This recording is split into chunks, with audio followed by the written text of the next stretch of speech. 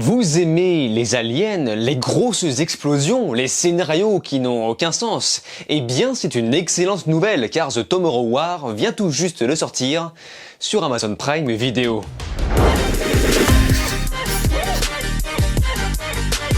Salut à tous, c'est Vince alias Amir Game et aujourd'hui on se retrouve pour parler d'un nouveau film de science-fiction, je parle bien sûr de The Tomorrow War, réalisé par un certain Chris McKay. Donc c'est un des réals de Robot Chicken, qui d'ailleurs devait réaliser le film Lego Batman 2 qui finalement n'arrivera jamais, hélas. Donc on se retrouve là face à sa première réalisation avec de vrais acteurs. Donc Chris Pratt qui sera le producteur exécutif. Et comme d'hab, ce film avait sa sortie de prévu en salle, mais finalement porté sur Amazon Prime Video pour éviter que des gens se contaminent, blablabla. Ce qui a fait gueuler beaucoup de gens car ce dernier a clairement été pensé pour le cinéma, les grosses séances 4D et tout le tralala, et c'est vrai que voir ça sur un petit écran n'a plus aucun sens, à moins d'avoir un bon écran et un home cinéma chez soi. Et c'est là qu'on voit que la période post-confinement fait vomir plein de petits cadavres de films qui auraient dû sortir au cinéma, et qui je pense sans ça vont rapidement tomber dans l'oubli. Parce que The Tomorrow War va nous raconter l'histoire d'un groupe de voyageurs qui débarquent depuis 2051 pour nous annoncer que dans les 30 prochaines années, l'humanité va perdre la guerre. Une guerre contre les aliens.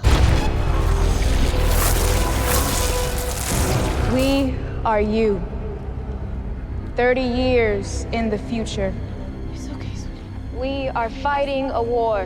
Ça doit sûrement être le comité d'accueil. Ils ont donc l'idée géniale d'envoyer des soldats et des civils du monde entier d'aujourd'hui dans le futur. Parce qu'apparemment, ça peut éventuellement sauver l'humanité. Dans tout ça, Dan Forrester, père de famille et professeur de lycée, sera décisif dans cette aventure. Alors, The Tomorrow War est typiquement le genre de film qui ne prendra absolument pas en compte les problèmes d'effets papillons, les problèmes de paradoxe liés avec le temps, donc tout ça c'est à oublier, le film ne se vend pas comme tel. Me concernant, j'ai lancé le film sans rien avoir vu, sans rien avoir lu. Voilà, je ne savais même pas que ça parlait de voyage dans le temps.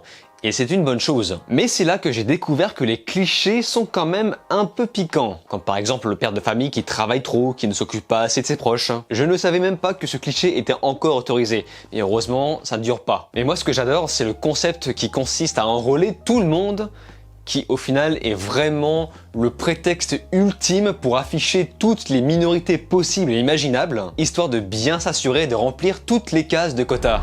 Whatever your age, occupation, ethnicity, or gender, whatever your background, you are now heroes. Ah bah évidemment, en cas de guerre, il faut enrôler n'importe qui, même des gens qui sont physiquement ou mentalement pas en capacité de se battre. Là on est sûr que niveau stratégie combat, la guerre on la gagne. Au final, voir une poignée de civils qui n'y connaissent rien après avoir fait 3 pompes se battre contre des aliens surpuissants m'a fait doucement rire. Mais alors ça vaut surtout le coup pour les ménagères qui se battent. Voilà, comme ça tout le monde pourra s'identifier. Bon, et parce que les producteurs pensent comme ça en fait.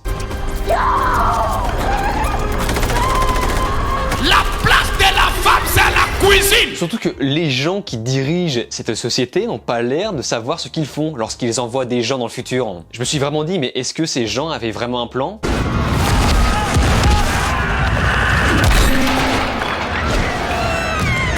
Alors comment tu peux rater ton jet dans le futur à ce point ? Enfin, personne n'avait prévu ça.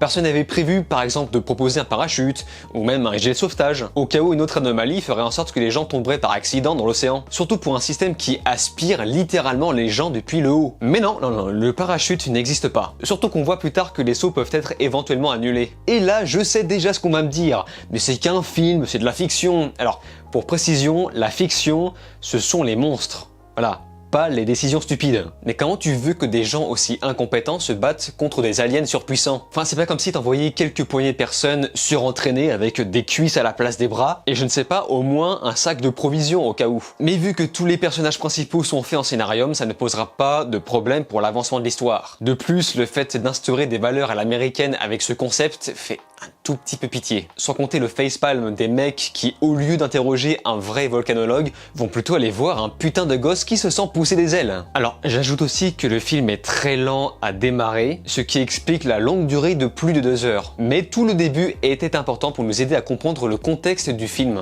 Et c'est là qu'on remarque qu'il y a quand même un travail de fait sur le développement des personnages, et dire l'inverse serait mentir. Mais le problème, c'est que lorsque le film démarre enfin et qu'on plonge au cœur de l'action, eh bien ça traîne parce que ce dernier n'a plus grand chose à raconter, à part ses scènes de survival. Et c'est à ce moment-là, pile à ce moment, que je me suis dit que ce film aurait sans doute fait un meilleur jeu vidéo. Vous savez, un jeu vidéo en coop avec ses potes. Et d'ailleurs, l'idée qu'ils ont eue pour clôturer ce film prive ce dernier d'un véritable final. En tout cas, d'un final vraiment épique. C'est-à-dire que la fin est beaucoup moins grandiose que toutes les autres scènes d'action du film. Mais ne vous en faites pas, il y aura sûrement une suite. C'est vraiment le genre de film qui typiquement fait naître tout un tas de suites jusqu'à ce que ça bide. Et si la réal n'était pas aussi soignée, parce que oui je le pense, on ne serait pas si loin d'un film de W.S. Anderson. Mais au moins celui-ci a le mérite d'être clair dans sa structure, et grâce à ça on obtient quand même des scènes d'action vachement stylées, voire jouissives. Sans compter les quelques plans très jolis qui font très geek, donc ce n'est pas pour déplaire. Comme quoi il y a quand même du bon à piocher. Sinon, petite précision, j'adore Chris Pratt, pas forcément dans ce film,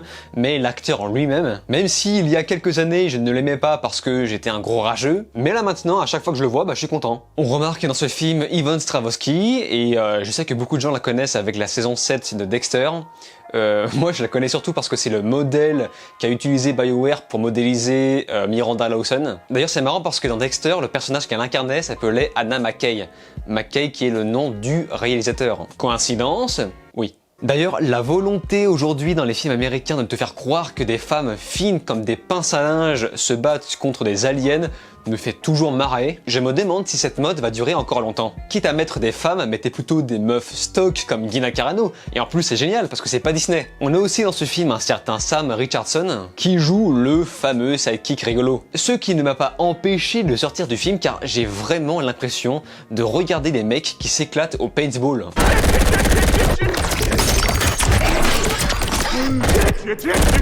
Le truc qui m'énerve un peu aussi avec ce genre de film, ce sont les enfants qui s'expriment comme des adultes, ou encore Chris Pratt qui lâche des répliques pleines de belles valeurs et des fois t'as envie de te dire mais mec, t'es qui? T'es qui putain? À part ça, niveau effets spéciaux, j'ai beaucoup apprécié l'effet de voyage en temps. Ça m'a vraiment fait vibrer, c'est justement ça que j'imagine au cinéma avec de bonnes grosses basses qui font bien trembler les fauteuils. De plus, les aliens sont stylés autant esthétiquement que techniquement. D'ailleurs, petit mot sur la musique à l'américaine complètement oubliable, qui est si forte que ça couvre les voix des fois. Hein. Je l'ai vu en VO, mais parfois je switchais en VF pour voir si c'était aussi le cas. Et oui, c'est le cas. The Tomorrow War, c'est un petit peu un genre de Age of Tomorrow, un Oblivion ou un Elysium, mais en moins bien, avec un concept moins prenant. Ceci dit, il y a quand même des scènes d'action qui feront rougir notre bien-aimé Michael Bay, mais pour ma part, si vous voulez vraiment mon avis, si vous recherchez un film d'Alien, je vous conseille fortement Starship Troopers, le premier, qui assume pleinement son côté absurde, ce qui donne plus de légèreté avec le féminisme de l'époque. Non. Quelqu'un a assez de cran pour essayer de me foutre une branlée?